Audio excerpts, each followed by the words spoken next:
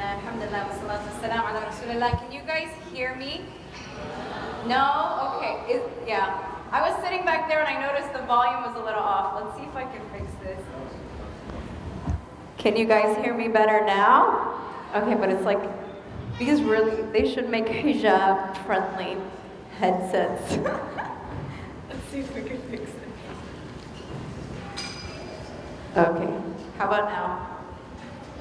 No? Yes? Good. Jazakallah khair. Alrighty. So, Bismillah. So I wanted to tackle, it's like in my mouth. Okay, there we go, got it. Alright. So I wanted to tackle this issue of creating safe spaces from a few different realms. So I thought I'd start a little bit more macroscopic and then bring it into more microscopic. And I'm just basing this based on my own views growing up in the community. I'm from Orlando, so I'm your neighbor. And then as well as dealing with youth work and my youth work with my empowerment coaching. So the first arena that I'd like to talk about is, of course, our masjid and communities. And alhamdulillah, Brother Hassan talked about the Muslim connection, and I really think that's an amazing safe space in the masjid and the community. But an issue that I see a lot is we really do like to judge. Do you guys know what I mean? We like to judge, and I think we should be a little bit more like Planet Fitness. Who has a Planet Fitness membership? What's their motto? The judgment-free zone, right? And they have this like alarm that goes off. Man, you guys don't go to the gym? No one has a gym membership? Okay, good. So they have this alarm that they hit if someone is like too obnoxious or too loud or too judgmental, and the whole alarm goes off and everyone stops and points out the person that was judging, right? So I feel like we need to have that alarm in our masajid, because all too often I see this. Just last Jum'ah, I saw a woman who looked like, she really wasn't from the community. You could tell she was also a convert or a revert to Islam, and she had walked into the musalla with her 2 young kids. And immediately, someone from across the musalla yelled at her, "There's no kids allowed in here," in a pretty nasty voice. So the woman literally stopped in her tracks, turned around and walked out. And I don't know where she went, and I was in the middle of salah, so I couldn't counter it. But you don't know people's stories. That could have been her first time in the masjid. That could have been, a challenge or a struggle for her, and that one comment could have turned her away. And actually earlier, Sheikh Abdul Bari Yahya gave the story, which I love and I always refer to, of the Bedouin who came to the masjid of the Prophet Muhammad sallallahu alaihi wasallam and started urinating. And of course the Sahaba, wanted to get on him and jump on him. And the Prophet Muhammad sallallahu alaihi wasallam said, "Stop, no, let him finish." And then he approached him in a very kind manner. And subhanAllah, today, a sister walks in without hijab at the masjid and she gets the dirtiest looks, like, you guys know what I'm talking about, right? Sister walks in, all the girls churn, looks of disapproval. See, subhanAllah, we need to really channel that in. The Prophet Muhammad ﷺ had a man urinate in the masjid. I think we can be a little tolerant of, someone's hijab.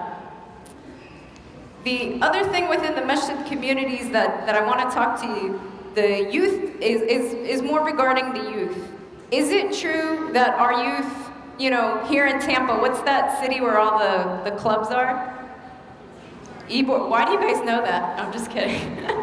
Is it true that, if we were to go there tonight, we would, which we wouldn't, but if we were to go there tonight, we would find Muhammads and Fatimas and our Muslim youth out there. Is that true? Yes. All right. When Muhammad or that Fatima or that person comes and turns to the masjid, and we know that Muhammad and Fatima may have been at the club last night, are we going to judge them? Do we see that happen in the community? Yes. And they get shunned out and they get pushed away. And if you do that, you're like the doctor that's going to stand at the front of the hospital turning away patients because they're sick. And it's like, wait, isn't that the purpose? Isn't that the purpose of our masjid and community? Is that when we have a sick heart, when we have something that is burdening us, we can turn and find counsel and find shifa from our community? Why are we turning them away? And then the last point second to last point that I want to bring up from a more microscopic level is towards the community leaders. Alhamdulillah, growing up in Orlando, we didn't really have too many community spaces. We didn't really have a place that we could go that we felt was our own. But subhanAllah, in the past 5 years, if anyone from Orlando knows, we've literally transformed. There's been new centers, new spaces, and it's been incredible. But what I'm also noticing is the youth aren't really involved with the planning of those centers. So I'm not going to name any names, but one of the proposed centers in Orlando, I remember going and seeing the blueprint and seeing like a badminton court and a squash court, no basketball court. And I'm looking at this, I'm like, there is no way someone that was a youth was involved in planning this. Like, this looks like an uncle that planned this one out, right? And never did I get, a survey that asked, what do you need? The community leaders, they're doing an amazing job. But we really need to reach out to our youth and ask them, what do you want? What do you want to see? You might assume that they want something, and we build these multi-million-dollar facilities that end up being empty because we never actually took the time to put out one quick survey to ask people and ask the youth what they actually wanted. Am I right? And the last thing, and I'm going to target to the youth and everyone in general, if you don't have these kind of safe spaces, or you're not feeling that your own masjid or community center is welcoming, then you be that beacon of light. If you're, at the masjid and you're from that community and you see someone who's new, it's a familiar face, and they're sitting alone in the corner, just sitting there, don't just, walk by them, walk up to them. Introduce yourself, find out who they are. You could be that beacon of light that brings them back to the masjid the next day, right? Actually, why don't we do that right now? So I'm from Orlando, and I don't know a lot of faces here, and I'm sure you guys are sitting around people that are from out of town or unfamiliar faces, so why don't we take a second to introduce ourselves to someone near us that we don't know. I'll start with me. Assalamu alaikum. My name's Nadine. I'm from Orlando. Everyone shake your hands like this. Okay, we all just shook hands. Halal, So everybody take a second. Introduce yourself to someone next to you. Find out who they are, where they're from. And if you're from Tampa, welcome them to Tampa. Assalamu alaikum, Sheikh. My name is Nadine. Nice to meet you.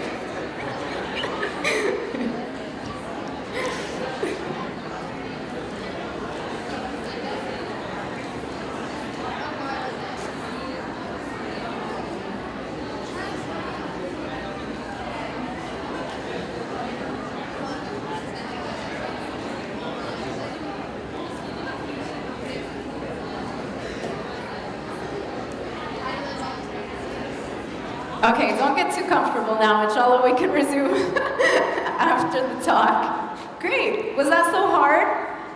I saw smiles go across everyone's face, subhanAllah. Literally, that one little conversation can transform someone's perception of the masjid and of the community. So if you have that stronghold, be that beacon of light, inshallah. Don't be shy. So going in from masjid community, honing in a little bit more to our own homes. And for this one, I'm going to talk to the parents, especially the parents with, kids and more specifically youth. Something that I always talk to parents about is creating a safe space of communication for your kids to come to. And what I mean by that is, allow your kids to be open with you with the issues and struggles they're dealing with. Scenario. Mom, your daughter comes home, it's her first day or second day of middle school, it's a new world, and she walks up to you and she's like, Mama, I want to talk to you about something. There's this boy that I like. Ooh, and Mama just freaks out and starts yelling, and, oh my gosh, what am I going to do? And she freaks out. Do you think her daughter's going to come back to her ever again if she has any issue with, related to that again? No, khalas, like her daughter's gonna just freak out, mom's gonna freak out, I can't bring that up. So moms, I know you're gonna freak out, or dads, you may freak out on the inside, but you really need to hold that in and hold your composure and allow your kids to talk it out, right? So coming with that scenario, your daughter comes up to you, tells you there's this boy she likes, I'm just giving that scenario.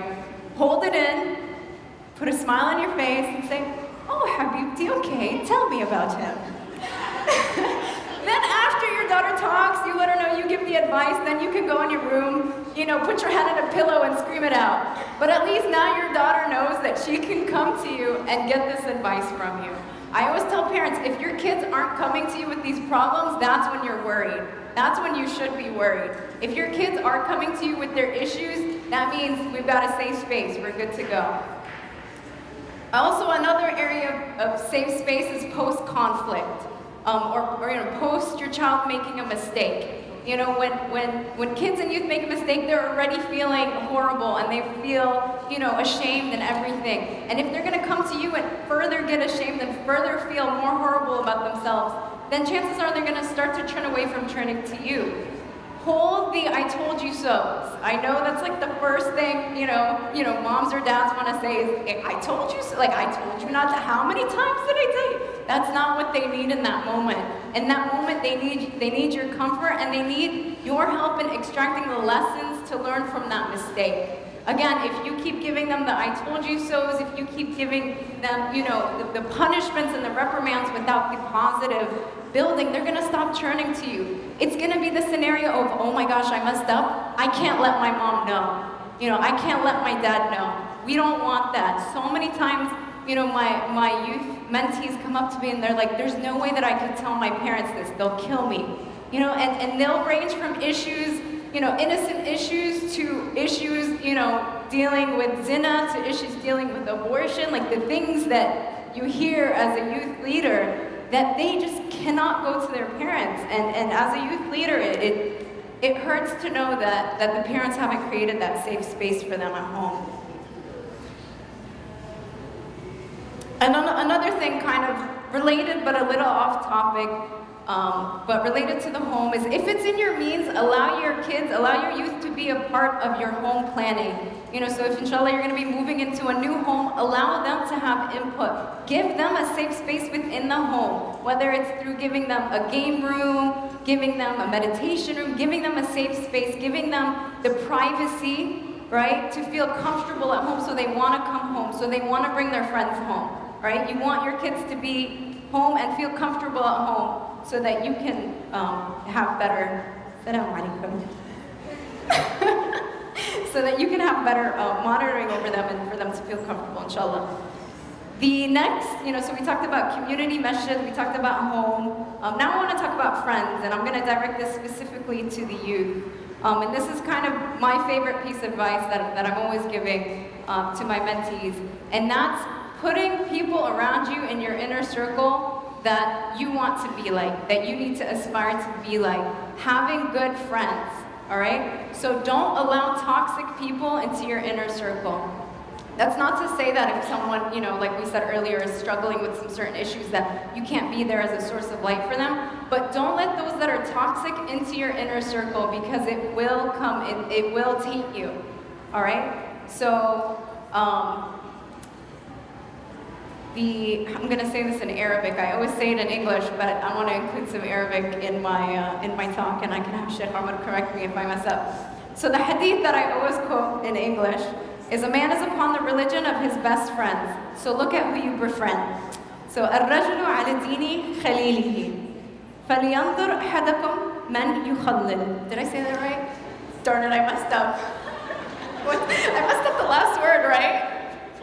Oh man, I'm in trouble, you guys. I take that back. I'm just going to say it in English.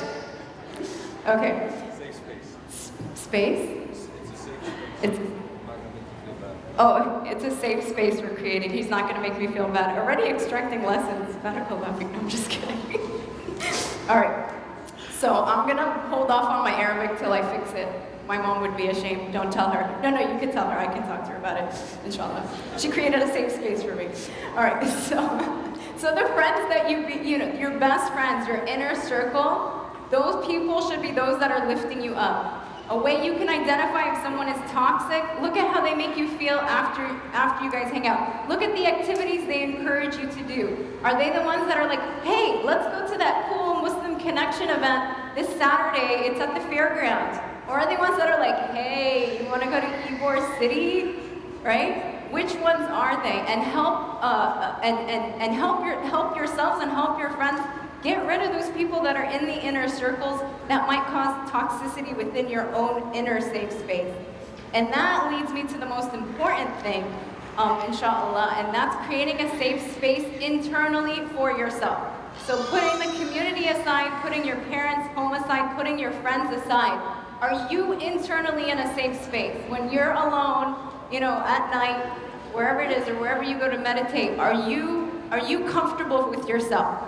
And I think that's the most important thing, because even if you have the community support and the home support, if you're internally unhappy or unsettled with yourself, that can ruin the whole thing for you. Everything can seem like, a dangerous territory if internally you're not one with yourself. And the way that, for example, the ladies, my beautiful, beautiful ladies, that I always talk about, you don't need, a ton of makeup and a cute, outfit of the day in order to feel, safe in your own skin, right? Don't look for others, look for likes on Instagram or, shares on Twitter to define your self-worth and to create your safe space.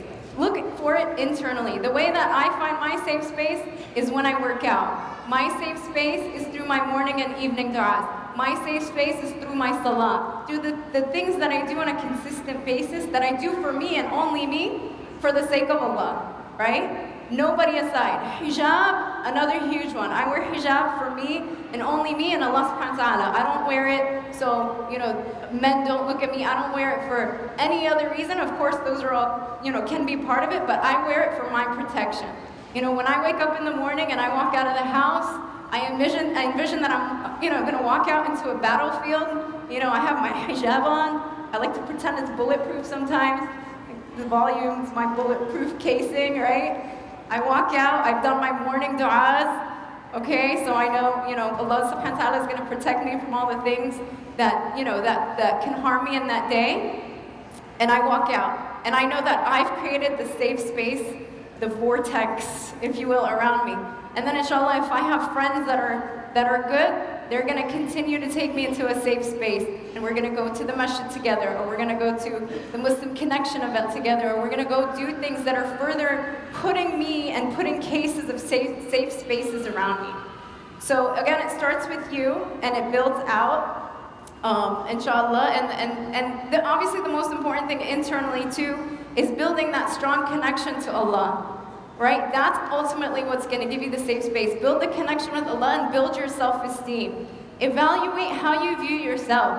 All right? When you get a step back, when you make a mistake, don't put yourself down. Always lift yourself back up. Get that esteem internally.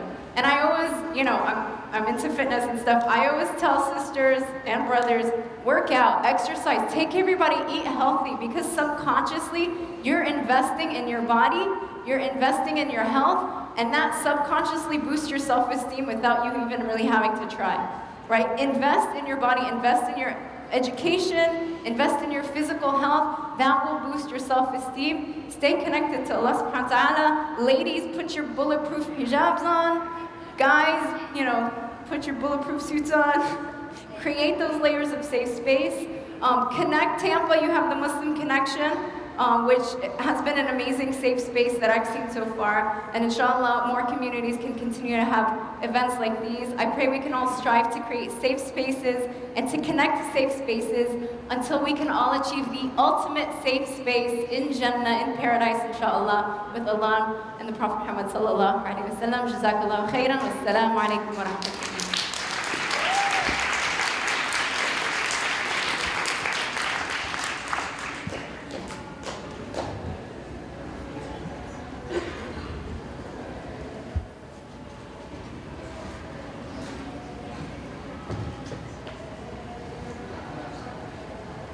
السلام عليكم ورحمة الله وبركاته.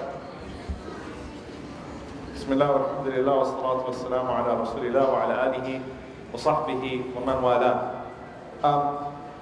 I don't think I should give you guys a 30-minute lecture. You look really tired. And this entire section is like empty, so it's looking out to all of you in the back and just pleading. So can I ask some of you guys to move to this area as well? Can we fill in this section too? Is that too much to ask? Is it unsafe? Am I making you feel intimidated? All right, alhamdulillah. Sorry, guys.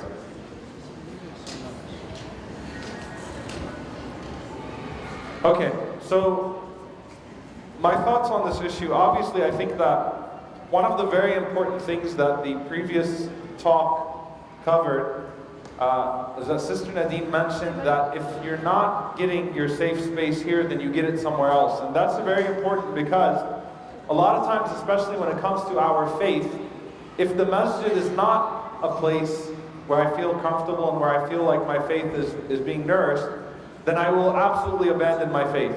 And so I think what's very important before I even start talking about that safe space, and obviously in the context of a masjid or a religious gathering or a conference like this, is to understand that your faith depends upon nothing. Okay? Now this is to any one of us. Alright? At the end of the day, your religion is about Allah and you. It's about your Lord and it's about you. Meaning, there's a responsibility on the part of the community, a responsibility on the part of the family, a responsibility on the part of the friends, and so on and so forth, to craft an environment so that people's faith can grow and that people can continue to sustain, relationships with Allah subhanahu wa ta'ala and nourish their characters. But at the end of the day, on the day of judgment, you should not be expecting to make those excuses. You should not make those excuses for yourself in this world, nor expect Allah to make those excuses for you on the day of judgment. So it starts with us internally. I have to try my best to become as independent as I can of a space, of other people placing the ideal conditions there for me to grow. Abdullah bin Mas'ud radiallahu ta'ala anhu, he said, a person should not be ima'. And he said, ima' is someone who is characterless. If the people go this way, they go this way, and if the people go that way, they go that way. He said, and you should acquaint yourself with the idea that if every single person on the face of the earth disbelieved, you would still be a believer. Okay? So it's important for us, number one, to not depend upon that. Okay? That it's an individual effort. At the end of the day, my relationship with Allah is between me and Allah subhanahu wa ta'ala. Now, getting to that space that the Prophet ﷺ was able to create and was able to manifest in Medina, what makes it so phenomenal to me is that, not only was no human being unmosqued, okay? Even the animals were not unmosqued. And think about that for a moment. Cats and dogs were welcome in the masjid of the Prophet ﷺ. Not only did that man urinate that one time, the Bedouin urinate that one time in the masjid, dogs used to frequently urinate in the masjid of the Prophet ﷺ. And back then there was no clean carpet, so I'm not saying that you invite people with their dogs into the masjid to urinate in the masjid. There were no carpets in the masjid, it was just dirt. But at the end of the day, it was a place that was welcoming to each and every single creation of Allah subhanahu wa ta'ala. Everyone wanted to be in the masjid of the Prophet sallallahu alaihi wasallam. Everyone wanted to be in that space. Even a captured enemy felt safe in the space that the Prophet sallallahu alaihi wasallam made. The very famous story of Thumama. Thumama was one of the greatest enemies of the Prophet ﷺ, and he was actively plotting against Rasulullah ﷺ, and he was captured on a trade route, and he was tied in the masjid of the Prophet ﷺ. He was tied to a pillar. He's a very powerful man. The Prophet ﷺ comes up to him and says, ماذا عندك يا ثمامة? What do you have to say for yourself? He said, Ya Muhammad, he said, oh Muhammad, if you kill someone, تقتل ذا دم. If you kill me, then realize that other people will be killed as well. Meaning, you need to understand that I'm a powerful man, and if you kill me, blood will be shed. وَإِن تُنْعِمْ عَلَى شَاكِرٍ. And if you show benevolence with me, then know that you're showing benevolence to a grateful man. Meaning, if you hurt me, know that people will come back and hurt your people. And he's saying this even as he's tied to a pillar in the masjid. And if you show benevolence to me, know that I'm a grateful man, meaning I've got your back, I'll take care of you. Prophet ﷺ left him alone. Comes back to him the next day. Says, what's going on, Thumama? What do you have to say for yourself? He said the same thing again. You kill me, people will be killed. You show benevolence to me, then you're showing it to a grateful man. He comes to him the third day, and he asks him the same question, and Thumama gives him the same answer. And the Prophet ﷺ says to the Sahaba, أَطْلِقُوا Thumama, let him go. Now Thumama spent 3 days in the masjid of the Prophet ﷺ. For 3 days, he witnessed what the masjid was like. He saw how the Prophet ﷺ interacted with his companions. He saw the way that they got along. He saw the way that the Prophet ﷺ spoke to them. He saw the way that they greeted each other every day. He saw the humility that they had in prayer. He saw the cleanliness. He saw how they treated this place with even more sanctity and with more care than they treat their own homes. And he was so blown away by it that he leaves the masjid, he goes out and he cleanses himself, and he comes back to the Prophet ﷺ and he says, Ashhadu an la ilaha illallah wa ashhadu anna Muhammadan Rasulullah. He accepts Islam. Not only does he accept Islam, he says, I was on my way to do Umrah. Okay, I was on my way to do Umrah. And as he was on his way to do Umrah, he was going to do it for the idols. He was on his way to Mecca, and it was religion and business all together. So he asked the Prophet ﷺ how to do Umrah in accordance with La ilaha illallah Muhammadan Rasulullah. He was taught how to do Umrah, and he is the first Muslim to go to Mecca saying, Labbaik Allahumma labbaik. At least the first Muslim from the Ummah of Muhammad ﷺ. Going there saying Talbiyah. In Ihram, doing Umrah in accordance with the principles of the Quran and the Sunnah. And subhanAllah, the people of Mecca, when they saw a Muslim coming to do Umrah, they were about to kill him. Then they realized, wait a minute, that's Thumama. You got to be careful. You heard him, you're in trouble. Right? This man is powerful. See, the Prophet ﷺ wasn't afraid of that. They were. That wasn't the motive of the Prophet ﷺ letting him go. Right? It was his benevolence. But the people of Mecca are like, don't mess with this guy. He has money and he has power. And Thumama told them that I will not let any goods come to Mecca. And Thumama placed Mecca under boycott. And subhanAllah, look at the way that this works. The people in Mecca reach out to the Prophet ﷺ, the man that they ran out of Mecca, and they beg him to ask Thumama to lift that boycott. These are the same people that placed the Prophet ﷺ under such a harsh boycott that his wife Khadija radiallahu anha passed away, that Abu Talib passed away, that the most miserable conditions were placed on the Ummah, and they tell the Prophet ﷺ, can you talk to Thumama to lift the economic boycott on Mecca? And the Prophet ﷺ did so, and it was lifted. Now obviously, the moral of that story, more than anything else, is it started in the masjid. Even this man was absolutely blown away by the masjid, by the space that was there that the Prophet ﷺ created. It was something that he had never seen before. It was a space where you could come not only and where a person physically urinated, but you came with all of your spiritual diseases, and you had no hard, there was no hesitation to approach the Prophet ﷺ about those spiritual issues. Like the young man who went to the Prophet ﷺ and told him he wants to commit adultery.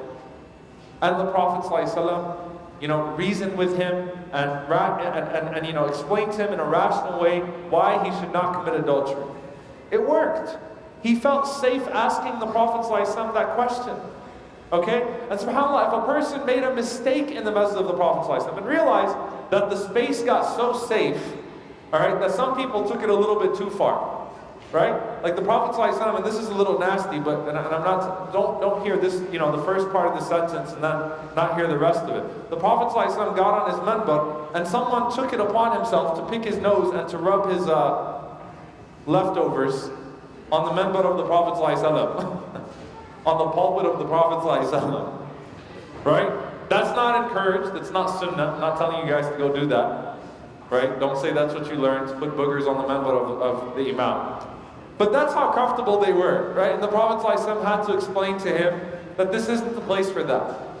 The Sahaba felt that it was a space where not only could they have halaqas and talk to each other and remind each other of Allah subhanahu wa ta'ala, it was a space that they could come together for leisure, that they could come together and grow, and subhanAllah, and to also enjoy themselves, to also take their breaks. I mean, imagine the masjid was that welcoming, where the Sahaba, and this is a Sahih hadith that's narrated by the way, they were throwing watermelon peels at each other in the masjid. Do you imagine walking in, like, wow, I can't wait to meet Abu Bakr and Omar and Uthman and Ali and Talha and Zubayr, and I wonder what they're going to be like. And you walk in and you see them launching watermelon peels at each other. It wasn't during Salah, and it wasn't during the khutbah. All right, don't launch a watermelon peel at the Imam because you're not liking his khutbah. Right? But it was that type of environment. It was a vibrant, it was a place that was vibrant. It was a place that everyone felt welcomed. It was a place where the children felt welcomed. All right? No, that's not an excuse for you to bring your child and mashallah have all kinds of khushu', where your child is running around and ruining the khushu' of everyone else. But it was a place where, you bring your kid, you train them, you teach them. And you know what, every once in a while, kids are going to be kids. They're going to make noises and so on and so forth. And they were like that with the Prophet ﷺ. I mean, the Prophet ﷺ, when he's giving khutbah, and there's a message here, by the way, as he's giving khutbah in the masjid, and Al-Hassan and Hussein are jumping around, the Prophet ﷺ doesn't go, Ali, take care of your kids. The Prophet ﷺ gets down, picks them up, puts them on his lap, and continues to give khutbah. Okay? So he takes responsibility, he shows compassion, he shows care, and that's something that's important. The children grew up loving the masjid. A non-Muslim could come and was fascinated by the masjid. Not because it was masjid open house day, and let's be on our best behavior. It was because that's what the masjid of the Prophet ﷺ was like. If a person came in and didn't know what they were doing and messed up, made a mistake, then they knew that they would be corrected in a beautiful way. Right? One of my favorite narrations, I don't know if you guys know this, but salah and prayer, talking used to be halal. In the beginning of salah, when salah was first revealed, talking was not prohibited. So for example, if you walked into the masjid, you said, hey, what rak'ah are we on? You said, we're on the second rak'ah. Cool, got it. You walk in, Assalamu alaikum, wa alaikum assalam, back to salah. You sneeze, you say Alhamdulillah, people around you say Yarhamukallah. So the prayer, it's not like they would come and as the Prophet ﷺ was reading Quran, like, have you seen Abu Jahl's new horse? The thing is sick, right? No, but they'd walk in, they'd say salam to each other, they'd ask a few questions, and they'd keep praying, just like tawaf. When we do tawaf, right? You got some people that are on their cell phones throughout tawaf, hanging out, talking about things. You've got all kinds of conversations going on. But then you have some people that, it's permissible to say, how many rounds do we have left? What's going on? Whatever it is. It's not permissible to diss other people in tawaf, but that's how salah used to be. So anyway, the prohibition on talking came in prayer, where it was haram to talk in salah from now on. One of the Sahaba, he left and he came back, not knowing that that prohibition was made, that the tahrim was there. So he walks into the masjid, he says, Assalamu alaikum. Nobody says, wa alaikum assalam. It's like, okay. He's praying, and he sneezes, and he says, Alhamdulillah. And no one says, Yarhamukallah. So he's like, what's up with you guys? What's wrong with you? Ma bikum. And the Sahaba are like trying to tell him, just keep praying. We can't talk to you right now. And he's like, have you guys lost your minds? What's wrong with you? And the Sahaba are going, be quiet. Salah.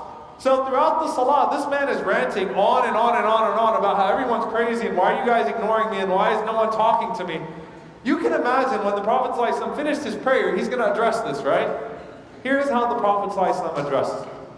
He stands up and he says, let it be known to those that did not know that talking used to be allowed in salah. Meaning, don't feel bad. This used to be halal. But now Allah subhanahu wa ta'ala made it prohibited. That's it. The man doesn't need to be beaten up. The man doesn't need to be mocked. He doesn't need to be called names. Prophet ﷺ actually validated his action and then said, but Allah subhanahu wa ta'ala made this prohibited now, so from now on, we shouldn't talk in salah. Simple as that.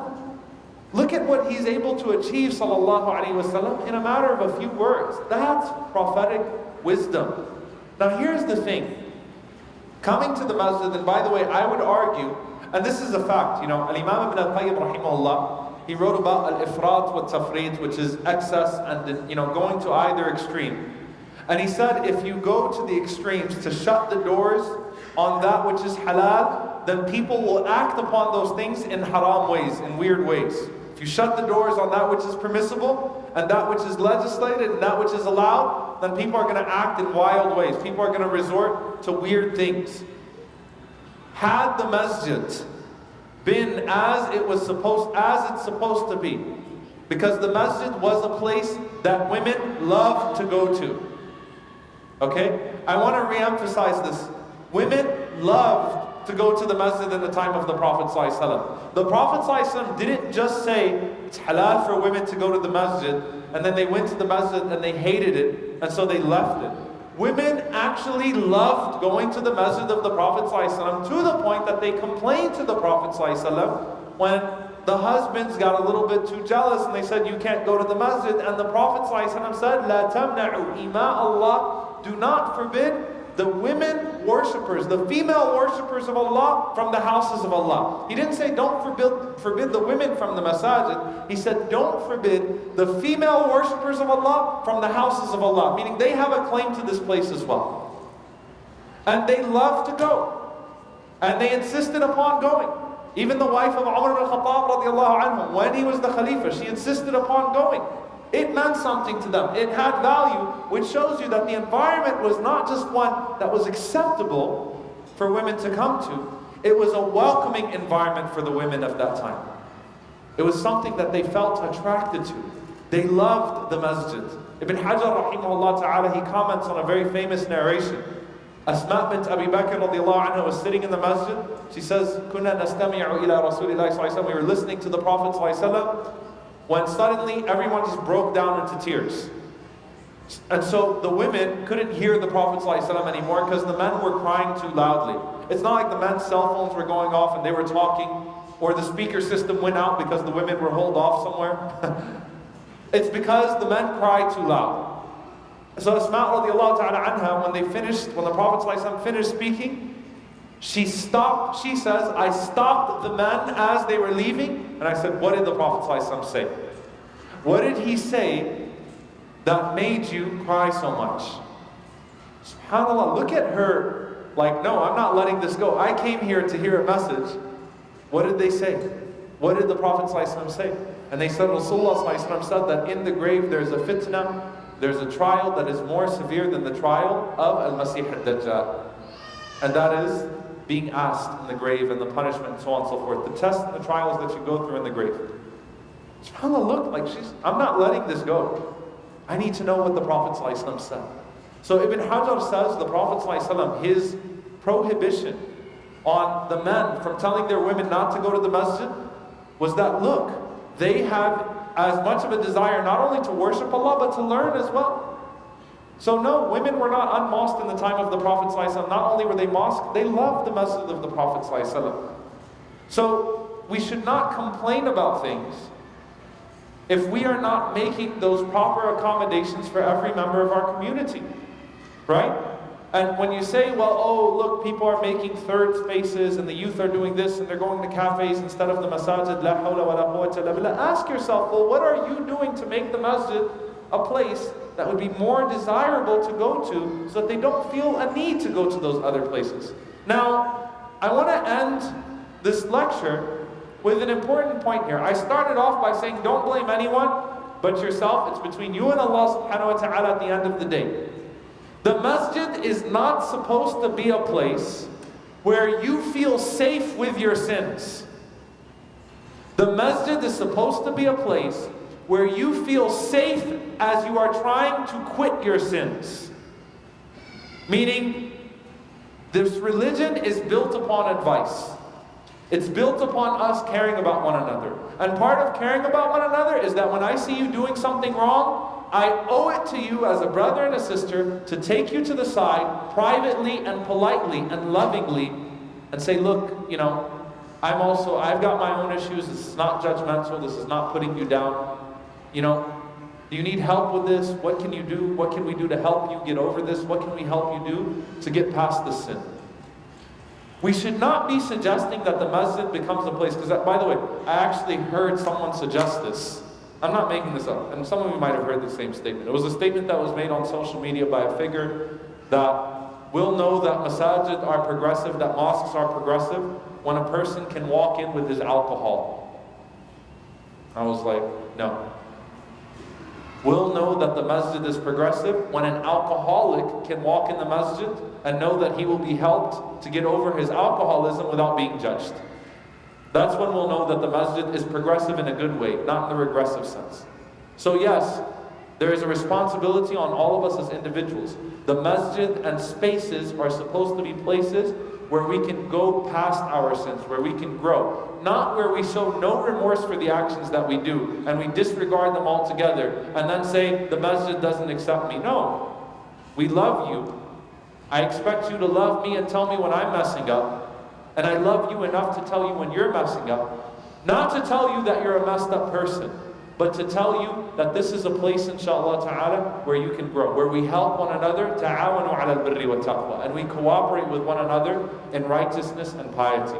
So that's what the masjid represents, that's what the space represents, and we ask Allah subhanahu wa ta'ala to make it a place that the Prophet ﷺ called the Baytu kulli mu'min, the house of every believer. To make it a place where every believer and everyone that inclines towards belief and everyone that wants to know feels comfortable to come to and understand their religion. We ask Allah subhanahu wa ta'ala that we never become the cause for someone being pushed away from Allah. Seriously, it scares me. I'm telling you, because now, look, before YouTube and before social media, if you make a boneheaded comment when you're giving a halaqah and a khutbah just because you were sleepless or because you weren't paying attention or it was a slip of tongue or you were talking to a particular audience and that was taken up, and that's, it's understood by that audience. Before that, there was room for recovery. But sometimes I think I'm like, subhanAllah. Now it's like every word that you say is on there. And that's not just for public figures. You post a Facebook status. You tweet something out. You have no idea how it's impacting the people that are listening. And you should take that. And I should take that into consideration every time you and I say something. Whether the virtual space is a safe space as well to learn Islam and to come closer to Allah subhanahu wa ta'ala. And do not be the fitna of another person. Do not be the reason that someone is turned away from Allah subhanahu wa ta'ala. Whether it's a Muslim or a non-Muslim, we ask Allah subhanahu wa ta'ala to guide us and to guide through us. Allahumma ameen. Jazakumullahu khairan. Wassalamu alaikum wa rahmatullahi wa barakatuh.